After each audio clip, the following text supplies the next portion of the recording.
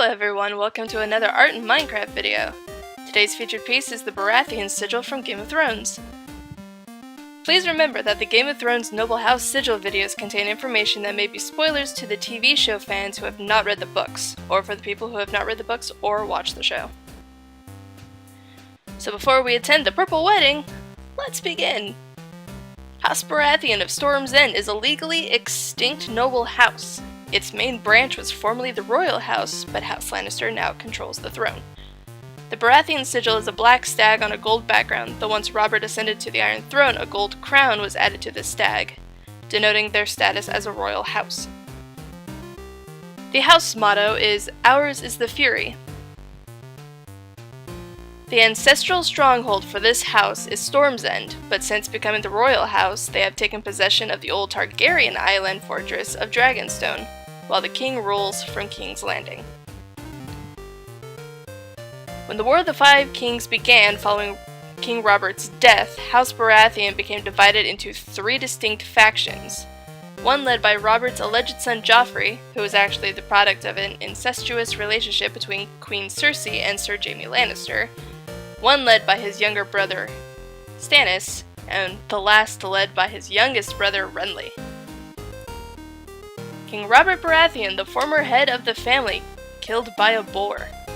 A great warrior and charismatic man in his youth, took the throne through conquest in the war known as Robert's Rebellion. After the war and following Lyanna Stark's death, Lyanna? I have forgotten how to pronounce everything apparently. Robert married Cersei Lannister to cement the alliance with House Lannister to hold the kingdoms together, but the marriage was loveless. Together, they allegedly had 3 children, Joffrey, Myrcella, and Tommen.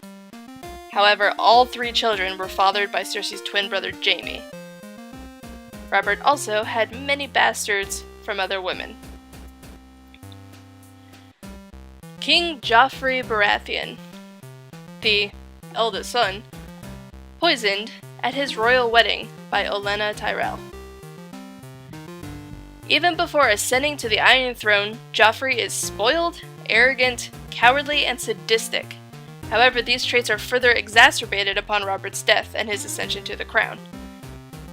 As well as being intensely sadistic, Joffrey was consumed by megalomaniacal delusions of grandeur. Even though he was absurdly unskilled at ruling, making far more problems than he solved, though he was literally unable to see this, and unapologetic for doing so. Princess Myrcella Baratheon, their only daughter, betrothed to Trystane Martell, poisoned by Ellaria Sand. After her upbringing in King's Landing, she was shipped to Dorne in an attempt to forge a marriage alliance with House Martell. However, she was later killed by Ellaria Sand, who took vengeance for the Lannister family's involvement in Oberyn Martell's death. There oddly was not much information about Myrcella. I guess because she gets shipped away. I don't know. King Tommen Baratheon, the youngest son, jumped out of a window in the Red Keep after witnessing the destruction of the Great Sept of Baelor, where his wife, who had been the widow of Joffrey and Renly, had been burned alive by wildfire. One of the most unfortunate elements of Tommen's innocence and kindness is that he is considerably easy to manipulate. Both Tywin Lannister and the High Sparrows saw this weakness in him, and exploited it.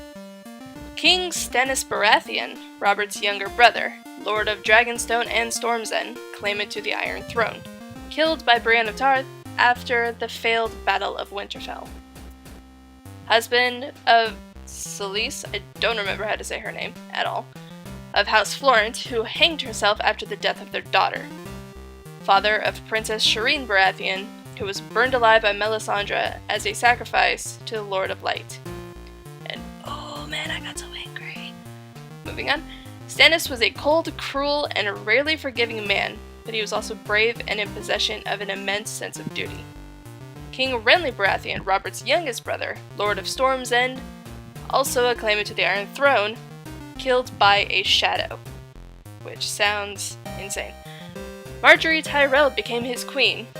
They married in an alliance, however, it was her brother Loras whom he truly loved. During talks of an alliance with the Starks, his reign abruptly ended when a shadow with the face of Stannis Baratheon assassinated Renly inside his tent. This led most of his bannermen from the Stormlands and some from the Reach to submit to Stannis as their new king.